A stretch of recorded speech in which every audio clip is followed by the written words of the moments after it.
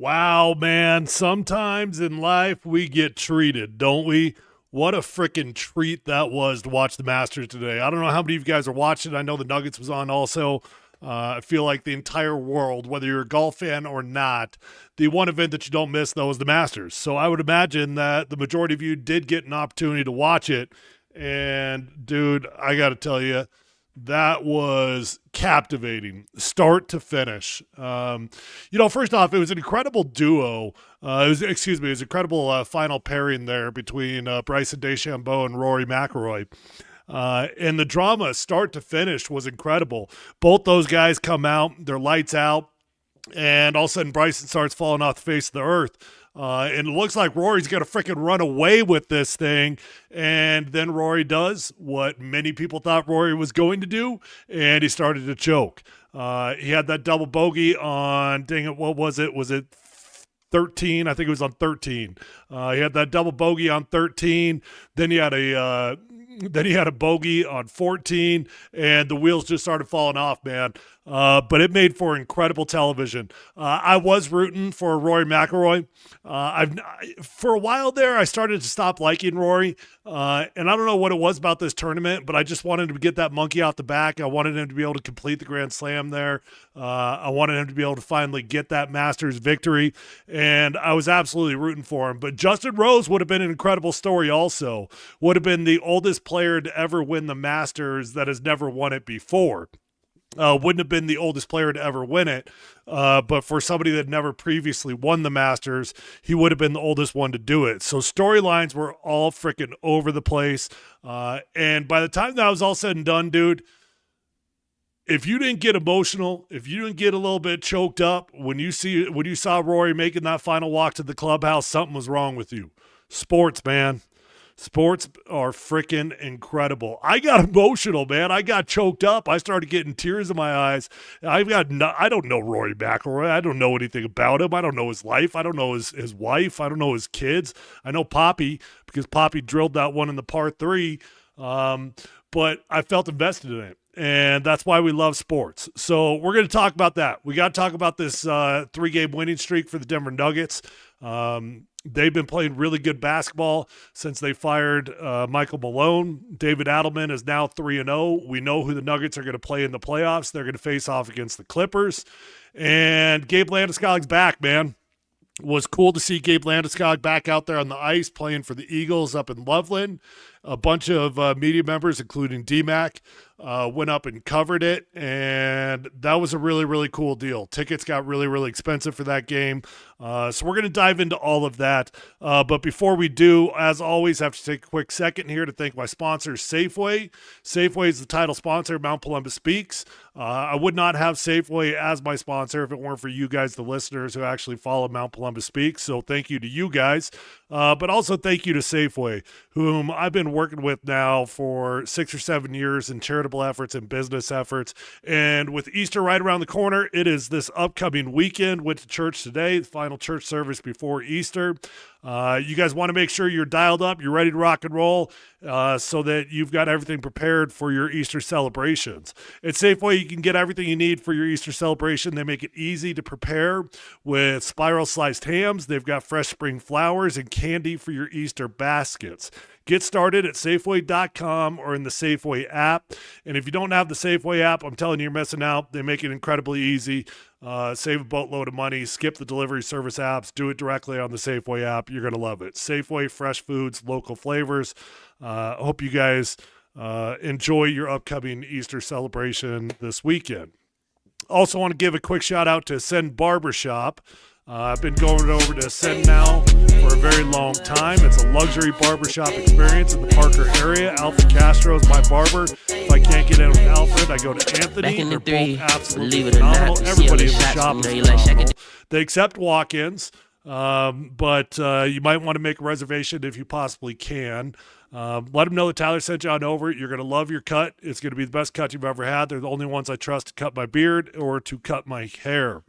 You will never get cut anywhere else once you do it. Okay.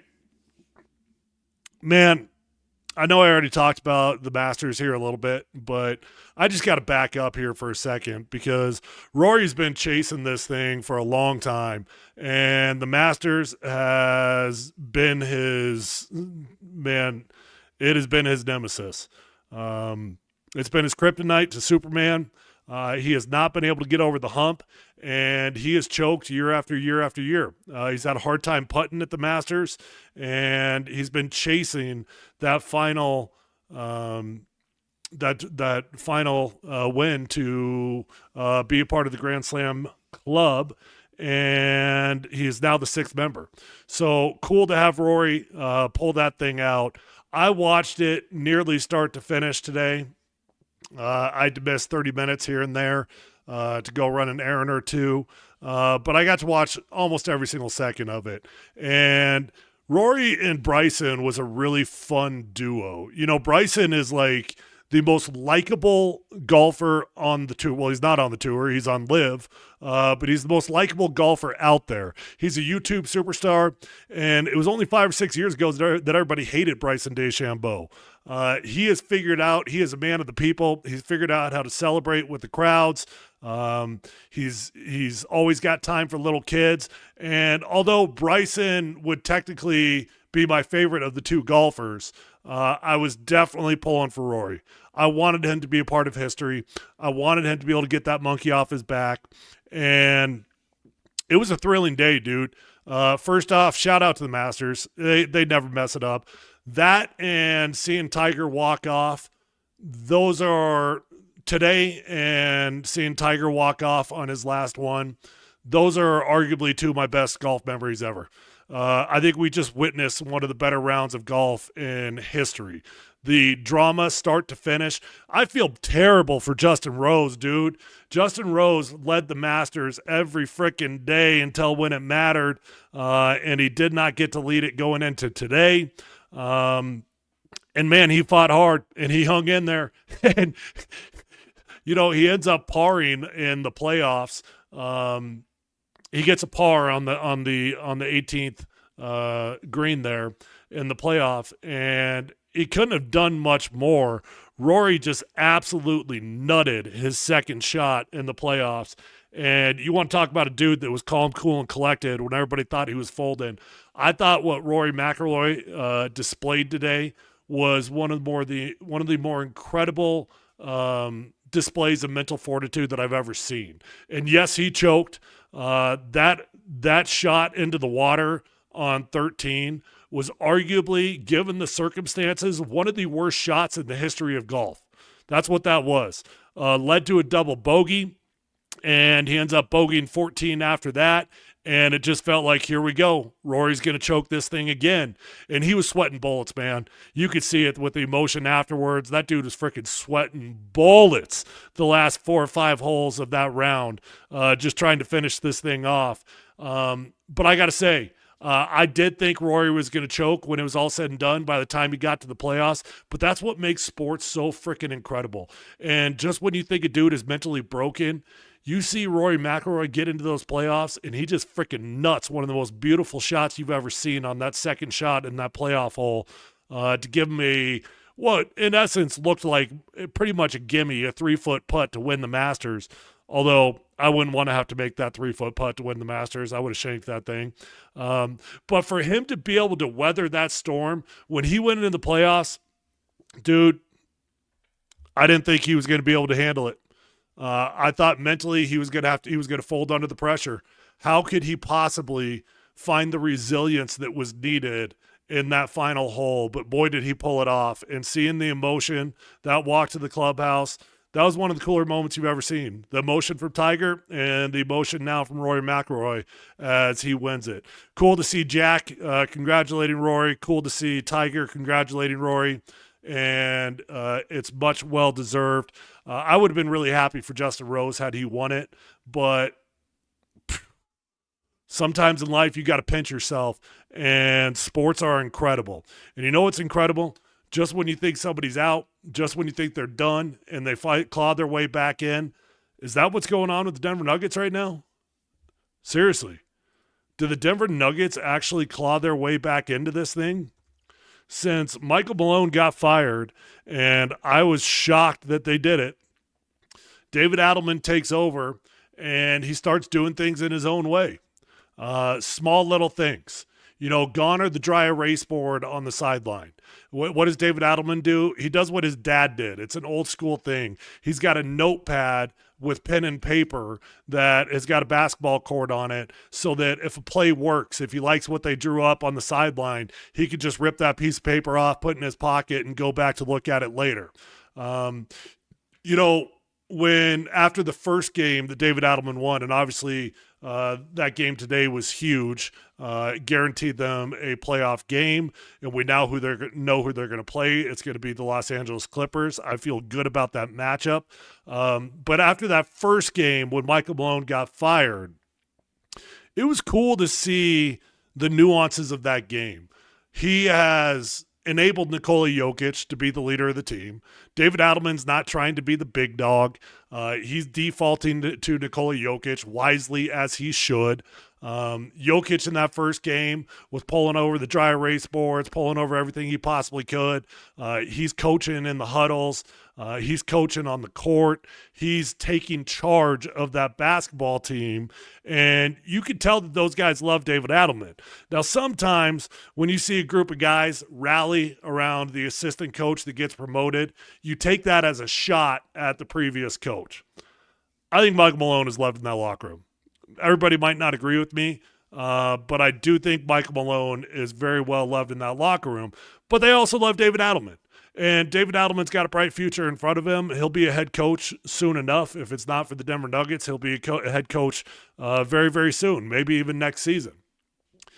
But what he has wisely done is he hasn't walked in barking. He hasn't walked in trying to be the big dog. He's defaulting to them. He's enabling these players to make it their team. That gives them empowerment. That gives them energy. That just gives them a shot in the arm that they needed after their head coach, Michael Malone, gets fired.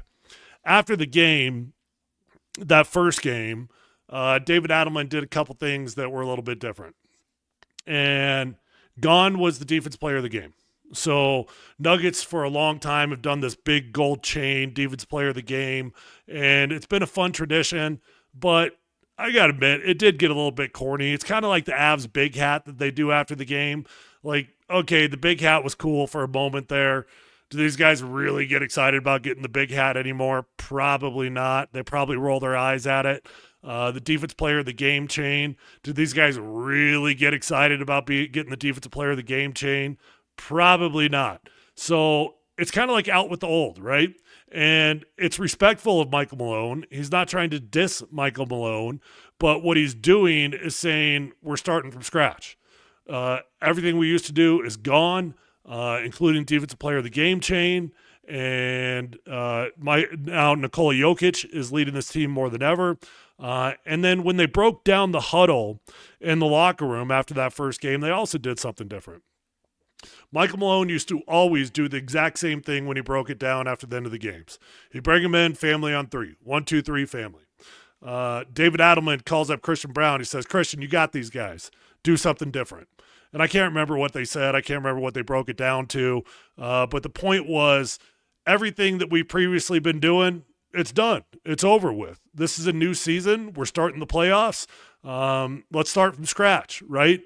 And we don't have to be weighed down by what happened at the beginning of the year.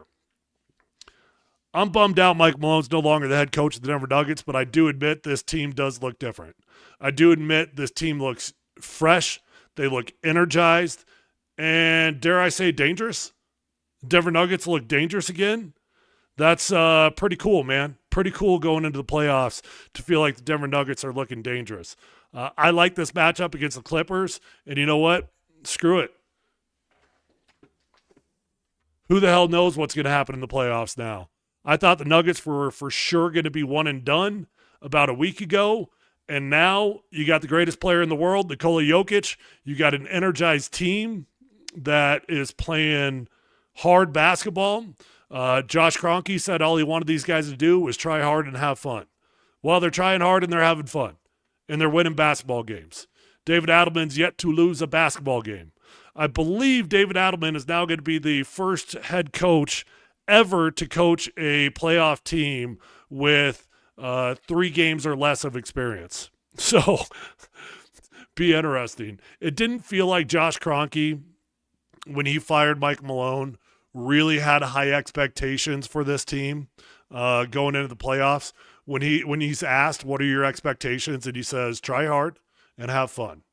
Well, at no point in there does he say win the Western Conference. At no point in there does he say go win an NBA championship.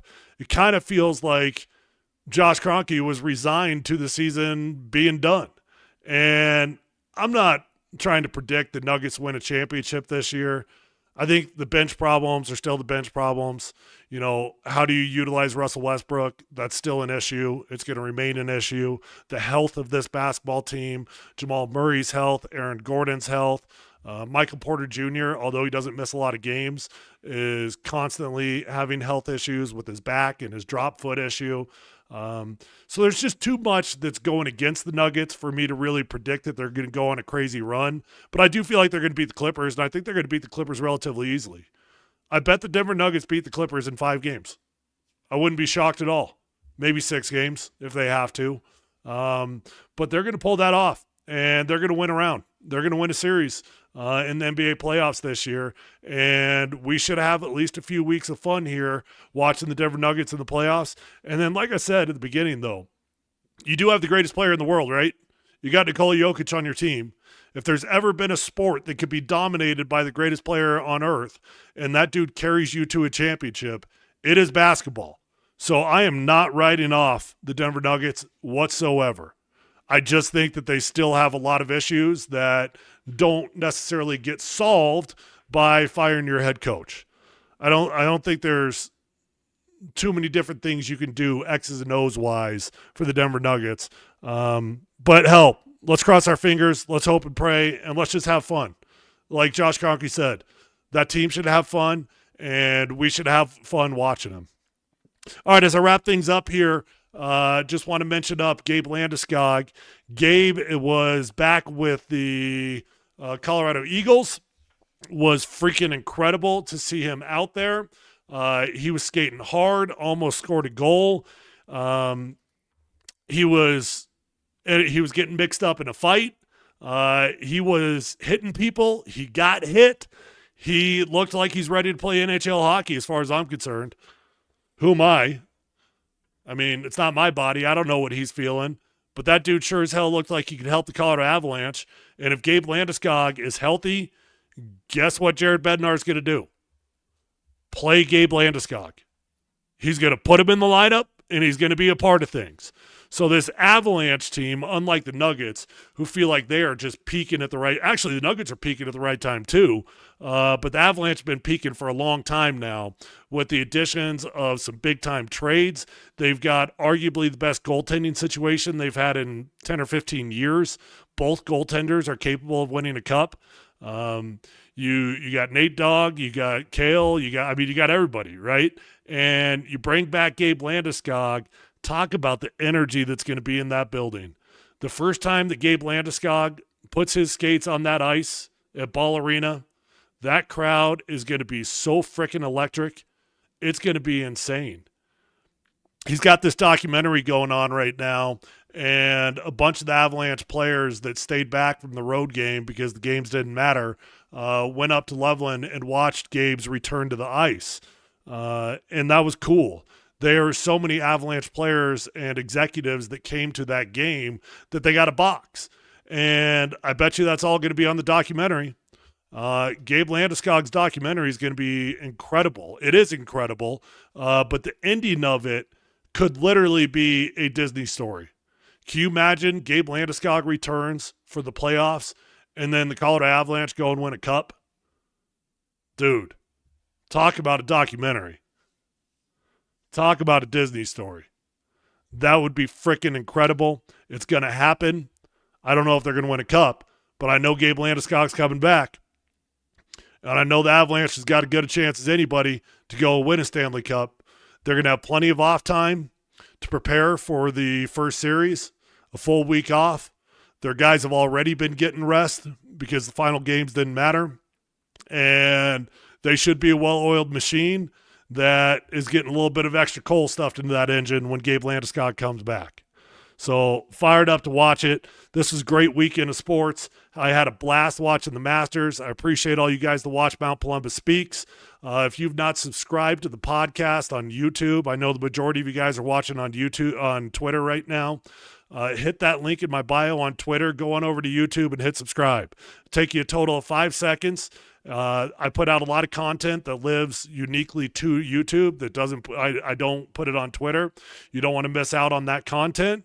And if you just want to help me support my channel, I'm really trying to grow my channel there over on YouTube. So you'd really be doing me a favor if you would go subscribe over there and help keep Mount Polumbus Speaks rolling. If you could make a comment and like on the video on YouTube, that does wonders for the algorithm. And just know that I will come give you a slap on the ass if I could find you for doing that for me. Or maybe a high five if you're not into the slap on the ass thing. Love you guys. Shout out to Safeway. Shout out to Ascend Barbershop in the Parker area.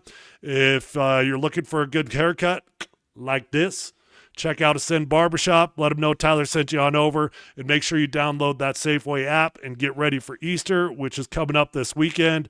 Get started at Safeway.com or in the Safeway